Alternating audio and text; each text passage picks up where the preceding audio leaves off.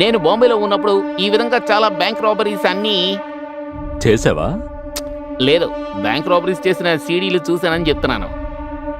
ఈ bank robbery అనేది చిన్న పిల్లల ఆట అని మాత్రం అనుకోకు. This is highly risky job.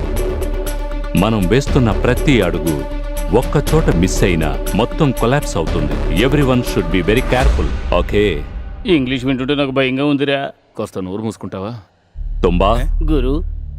Have you any doubt? Sir. What? No sir, no no no.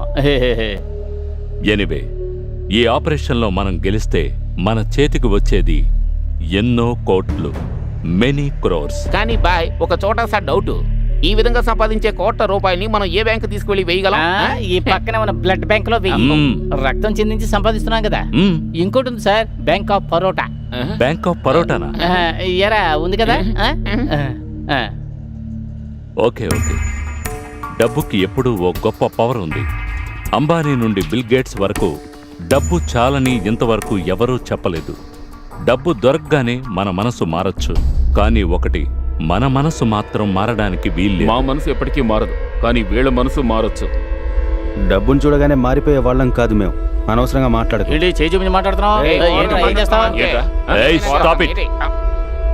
ఇక ప్రతి నిమిషం ఎంతో విలువైంది. ఒక్కొక్కరు నేను చెప్పే పనులన్నీ ఎంతో జాగ్రత్తగా చేయాలి.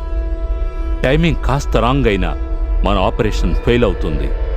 రేపటి నుండి బ్యాంక్ మీ అందరి కంట్రోల్లో ఉండాలి.